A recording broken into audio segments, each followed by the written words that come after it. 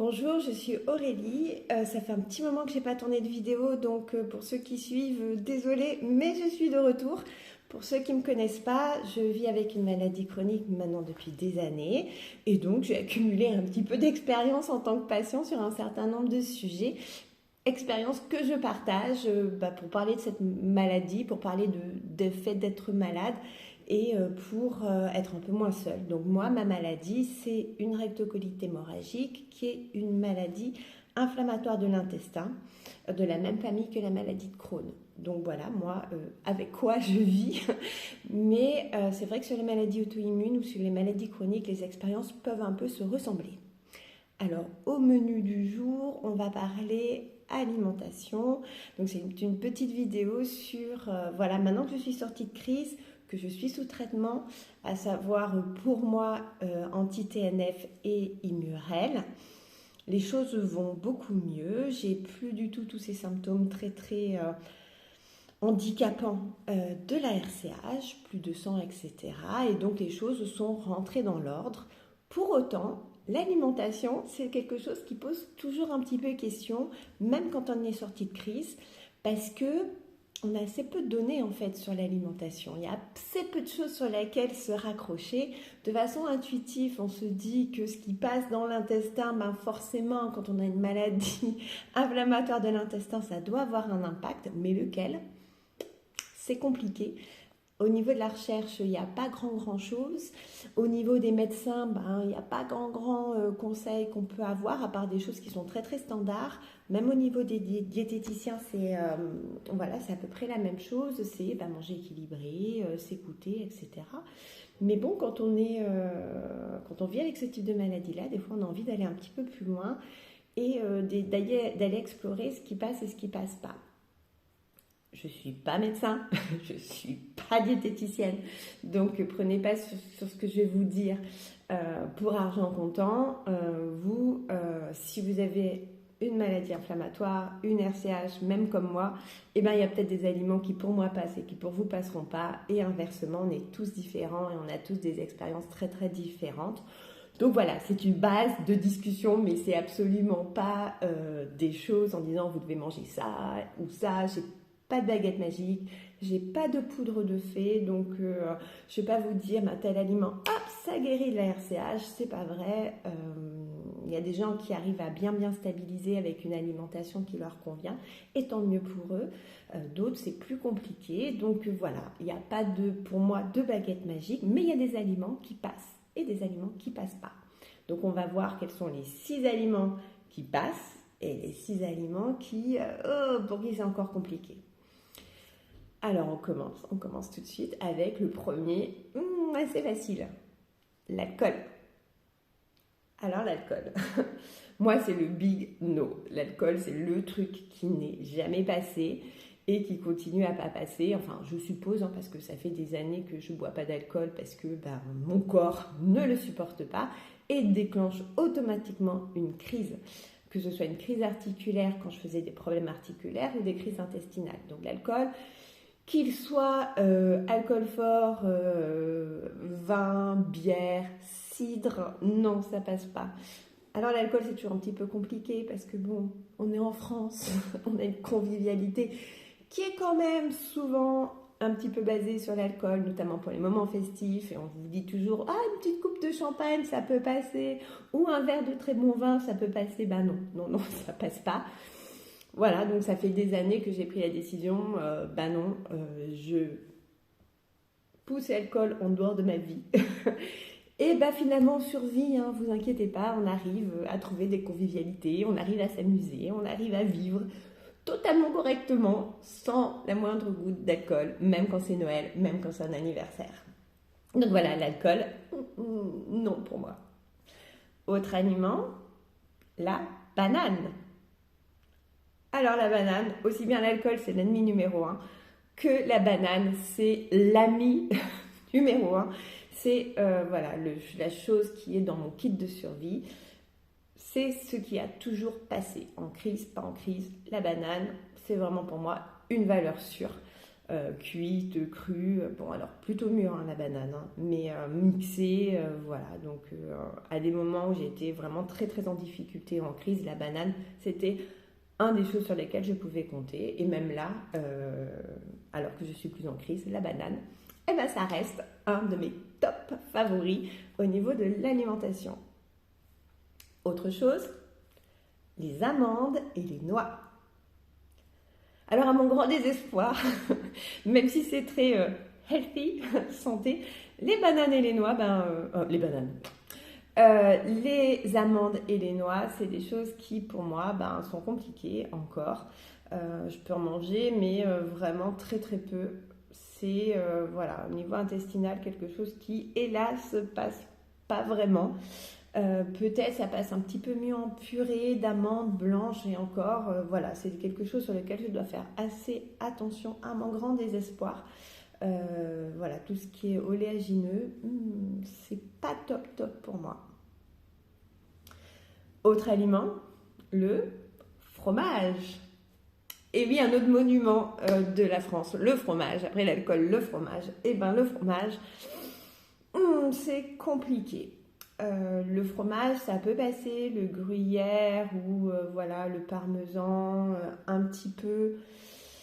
Mais à voir avec quoi je le mange et comment. C'est vraiment la chose que je dois manger, mais en petite quantité et pas avec plein plein de choses. C'est-à-dire si je fais pâtes avec bolognaise plus fromage, bah ça c'est le truc qui va pas trop passer.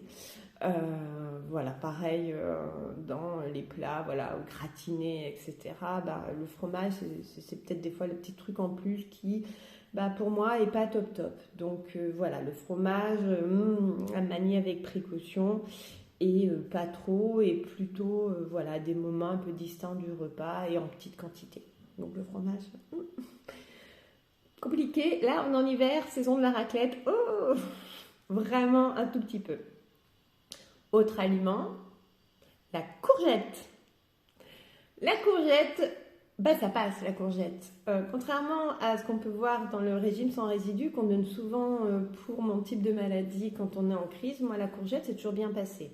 Alors attention, quand on est en crise, la courgette c'est épépinée, pelée, cuite, mixée, mais la courgette ça passe. Même là encore, tout ce type de légumes, ça passe, la courgette, la courge. Là, on est en hiver, la saison des courges, donc faire des soupes. Les soupes, ça passe très très bien. Donc voilà, c'est un truc. Ah, celle-ci, hein, c'est pas hyper sexy la soupe. Voilà, d'autant plus que je peux pas y rajouter plein de fromage et plein de crème parce que sinon, c'est compliqué pour moi. Mais une bonne soupe de légumes, c'est quelque chose qui passe très bien.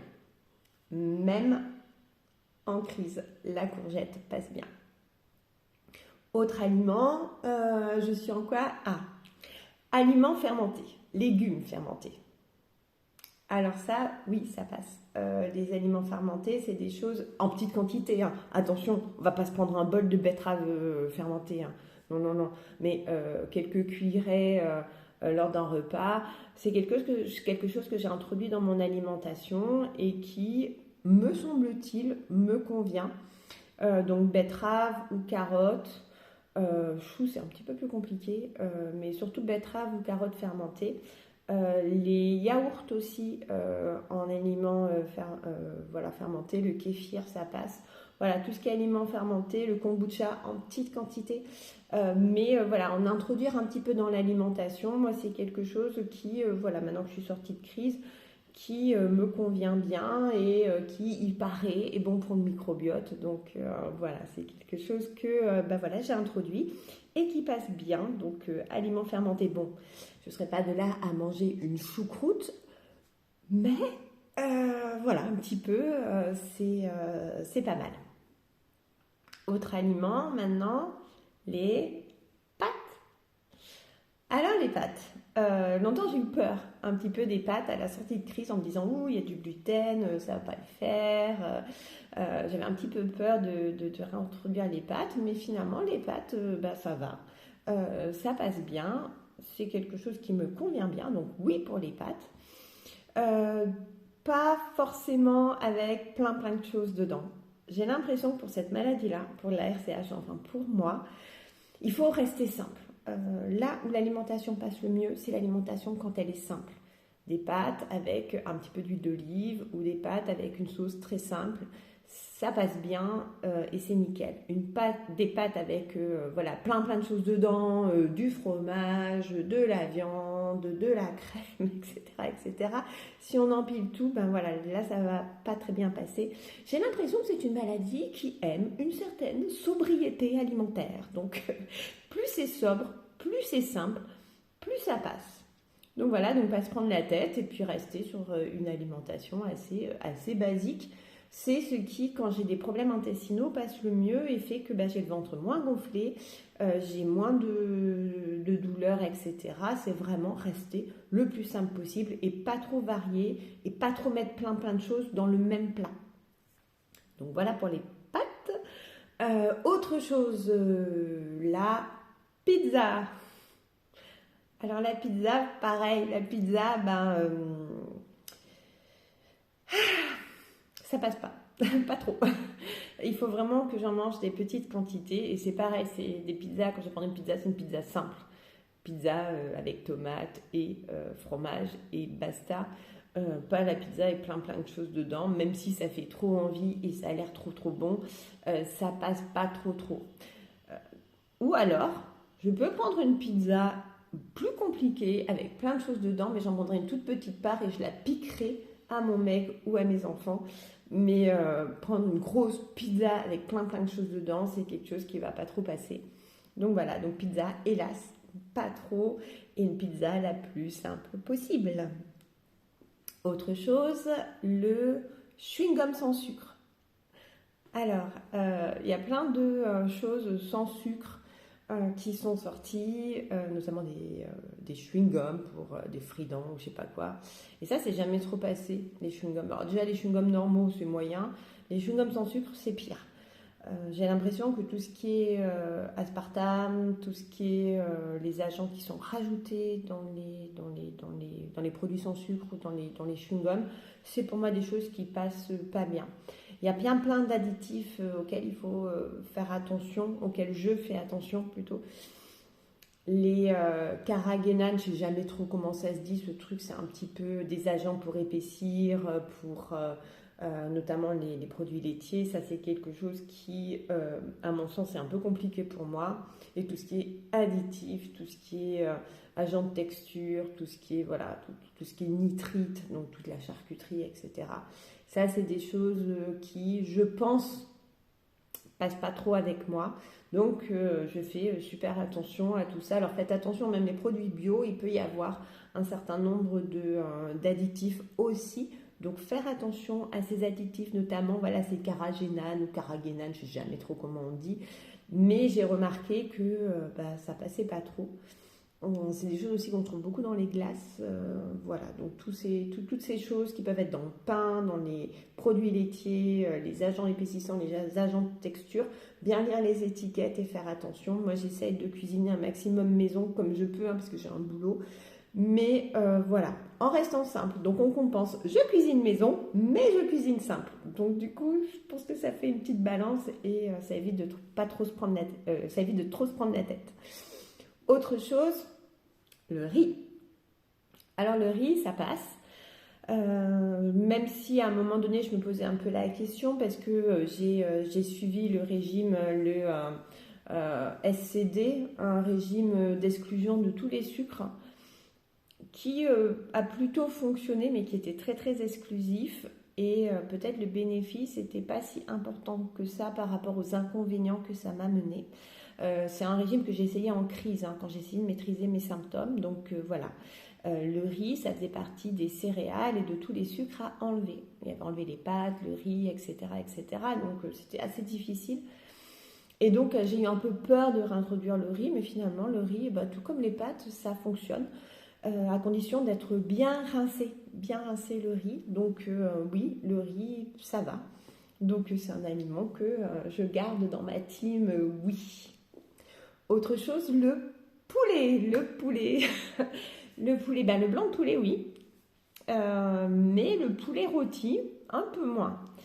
C'est assez bizarre, hein, mais tout ce qui est poulet rôti avec, qui donne vachement envie, avec la bonne sauce et la petite peau craquante, tout ça, ben ça passe pas trop trop. Il faut vraiment que je me cantonne au blanc et que j'en mange pas en trop grosse quantité. Donc voilà, bêtement, le poulet rôti, ben, à mon grand désespoir, c'est quelque chose qui passe pas trop trop si je mange tout ce qui est bon dedans, c'est-à-dire la sauce, la peau craquante, etc. Donc ça, moyen. Mais le blanc de poulet, c'est quelque chose qui est toujours très très bien passé, même en crise.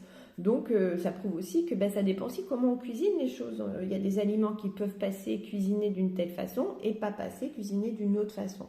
Donc voilà, donc le poulet rôti, j'en mange, mais je vais me contenter sur le blanc et pas trop de sauce, malheureusement. Enfin, de jus. Voilà, et dernier aliment, bon, c'est facile, hein, le beignet. Alors le beignet, ben non, le beignet. Le beignet, tout ce qui est frit, tout ce qui est hyper gras, ça passe pas. Ou alors vraiment en très petite quantité, mais ça passe pas trop. De même que les plats en sauce, tout ce qui est lourd, tout ce qui va être gras, pour moi, ça va pas passer, ça va entraîner beaucoup d'inconfort. Donc malheureusement, les beignets, le donut, tout ça, ça passe pas. Donc voilà, c'est une maladie qui décide de vous faire vivre sainement, en grand désespoir par moment, à mon grand désespoir par moment, mais voilà, donc manger sain, équilibré, éviter certains trucs, voilà. En tout cas, il n'y a pas que les aliments, gardez aussi ça en tête, il y a aussi les quantités, c'est-à-dire pour moi, il n'y a rien qui est, bon, à part l'alcool, mais il n'y a rien qui est un non total. Des fois, ça passe en petite quantité, donc vraiment à varier les quantités selon les symptômes. Donc voilà, il y a les quantités, il y a les associations aussi. Qu'est-ce qu'on met ensemble? Un aliment tout seul, il peut passer, avec d'autres, il peut ne pas passer. Donc c'est pour ça que je dis toujours essayer de garder, pour moi, ce que j'essaye de faire, garder une alimentation la plus simple possible, avec une cuisson assez simple, au four, à la vapeur. Voilà, rester sur ce type de cuisson, tant faire se peut, pas se priver de tout, mais essayer de privilégier voilà, des choses assez sobres. La sobriété, c'est la signature de ma maladie. Autre chose, la façon de manger aussi, prendre son temps quand on mange, prendre le temps de mâcher, prendre le temps de vraiment avoir le goût, de respirer quand on mange, pas manger dans un coin de table, pas manger en faisant autre chose, pas manger sans s'en rendre compte, pas manger à n'importe quel moment de la journée, pas grignoter. Voilà, c'est des habitudes aussi, essayer d'avoir on sait que la digestion c'est moyen, donc de manger de façon à ce que cette digestion se passe le mieux possible. Donc mâcher, manger lentement, en se concentrant sur ce qu'on mange, en n'étant pas trop distrait et en évitant de manger sur un coin de table.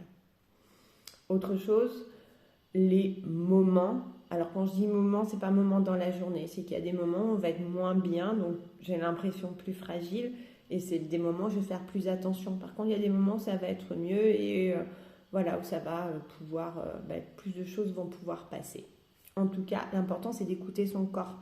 Des fois, il y a des choses que j'ai pas du tout envie de manger et des fois, il y a des choses que mon corps me dit ah tiens, alors c'est pas que des trucs hyper sucrés, mais des fois, voilà, il faut écouter son corps quand il veut plus ou quand il veut certaines choses ou pas du tout certaines choses. Essayez d'écouter quand même. Moi, c'est quelque chose qui m'aide aussi à me faire confiance, puis ça fait du bien. Et autre chose, l'alimentation n'est pas toute seule. Il y a aussi toute l'hygiène de vie à côté, notamment le sommeil et le sport et l'activité physique. C'est sûr que mieux on dort, plus au niveau de l'alimentation, pour moi, ça va être cool parce que mon corps sera plutôt cool. Et pareil avec l'activité physique, je me rends compte que les repas passent mieux aussi si j'ai eu l'activité physique et voilà, si j'ai bien dormi. Voilà, donc c'est une maladie qui fait que elle veille à votre bonne santé, donc elle est vachement sympa. Autant tirer le bon, puisqu'on n'a pas le choix. Voilà, j'espère que ces petits conseils et ces petits feedbacks sur les aliments qui pour moi passent et passent pas peuvent vous aider. En tout cas, vous pouvez liker, vous abonner, commenter comme vous voulez. Je vous souhaite une très très bonne journée et je vous dis à bientôt. Au revoir.